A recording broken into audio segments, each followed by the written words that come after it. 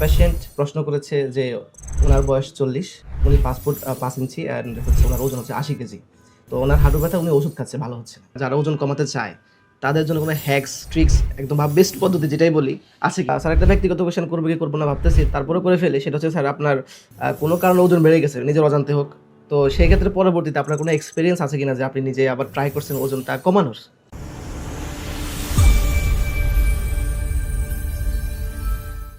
আসসালামু আলাইকুম। অর্থ insights with doctor Noman Facebook page এবং ইউটিউব চ্যানেলের সম্মানিত ভিউয়ার্সদেরকে স্বাগতম। আজকে আমরা কথা বলবো হাঁটু ব্যথার সাথে ওজনের যে কোরিলেশন সেটা নিয়ে, যে ওজন কমানোর কতটুকু গুরুত্বপূর্ণ। আমি রিদওয়ান মাহমুদ। আজকে কথা বলবো সহকারী অধ্যাপক আর্থোস্কোপি, আর্থোপ্লাস্টি ও ট্রমা সার্জন ডাক্তার আব্দুল কাদের নোমান স্যারের সাথে। স্যার কেমন আছেন? আলহামদুলিল্লাহ। স্যার আজকে মূলত হচ্ছে যে ওজনের সাথে যে হাঁটু ব্যথার যে সম্পর্কটা, যে এটা উপকারিতা অপকারিতা, এটা নিয়ে কথা বলবো। তো একটা পেশেন্ট প্রশ্ন করেছে যে ওনার বয়স 40, উনি 5 ফুট 5 ইঞ্চি অ্যান্ড হচ্ছে ওনার ওজন হচ্ছে 80 কেজি। তো ওনার হাঁটু ব্যথা, উনি ওষুধ খাচ্ছে, ভালো হচ্ছে না। তো এই ব্যাপারে স্যার আপনি যদি কিছু বলতেন, যে ওনার ওজন উনি আমাদেরকে শেয়ার করেছেন, এখন এটা আসলে হাঁটু ব্যথার সাথে কতটুকু ওষুধ খেলে কি হবে কিনা? ধন্যবাদ রিদওয়ান মাহমুদ।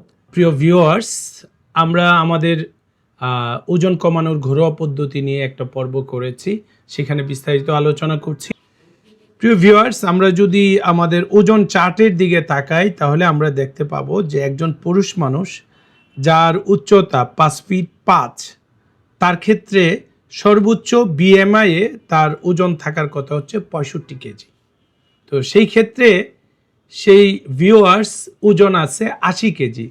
তাহলে এই 80 কেজি থাকা অবস্থায় সে ওষুধ খেলে, আসলে ওষুধ খাওয়ার সময় ব্যথা ভালো থাকতে পারে, কিন্তু দীর্ঘমেয়াদী এই ব্যথাটা ভালো হবে না, তার ওজন কমাইতে হবে।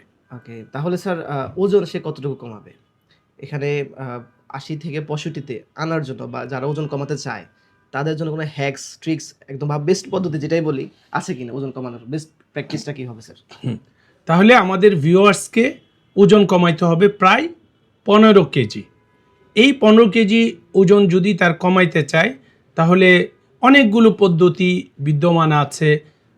দেখা যাচ্ছে যে কিটো ডায়েট কেউ করে, অ্যাবস্টিনেন্স of died in 24 hours or 48 hours এই ধরনের করে, অর অ্যাবস্টিনেন্স অফ কার্বোহাইড্রেট এই ধরনের করে ওজন কমায়।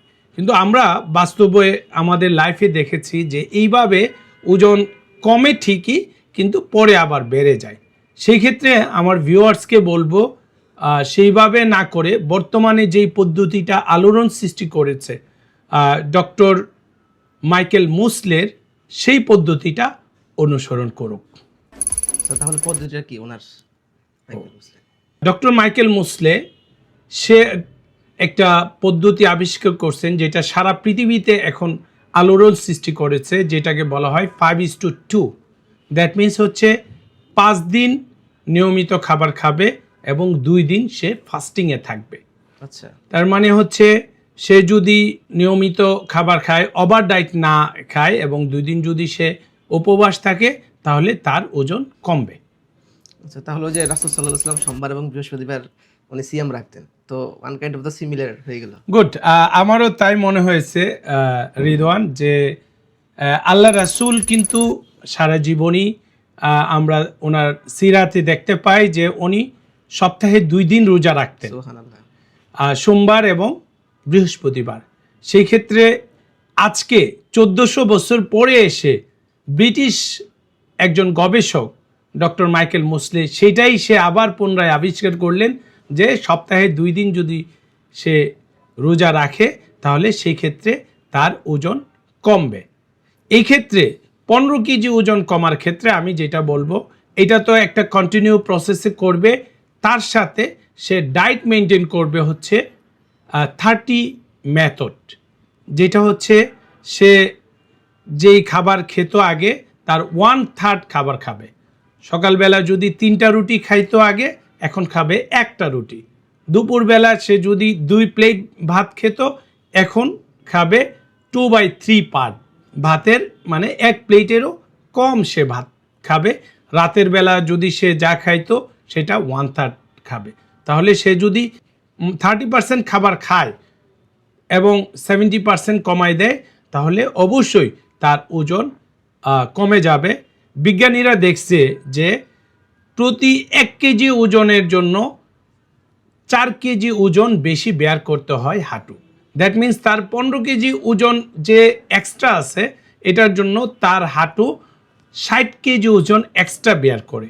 আমি এইটার গল্পটা আমার ভিডিওতেও বলেছি, দর্শকরা দেখে নেবেন যে একজন কাজের মানুষকে অযথায় তাকে ওভার ওয়েট যদি তাকে সারাদিন বহন করতে দেওয়া হয়, সে যেমন পালাবে, আমাদের হাঁটু তো পালাতে পারে না, সে ব্যথা তৈরি করবে।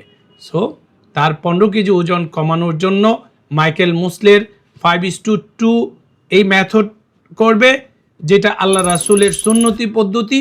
দ্বিতীয় যেটা আমি বলছি 30% খাবে, 1/3 খাবে, সেটাও কিন্তু আল্লাহ রাসূলের আরেকটা পদ্ধতি।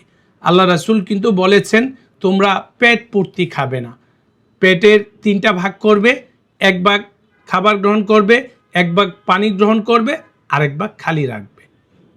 অবাক বিষয়, সেই থিওরি যদি আমরা পালন করি তাহলে আমাদের শুধু হাঁটু ব্যথা না, আমাদের হৃদরোগ, আমাদের ডায়াবেটিস এবং আদার্স যেই অবেসিটির কারণে রোগগুলো হয় সেগুলো থেকে আমরা মুক্ত থাকতে পারবো।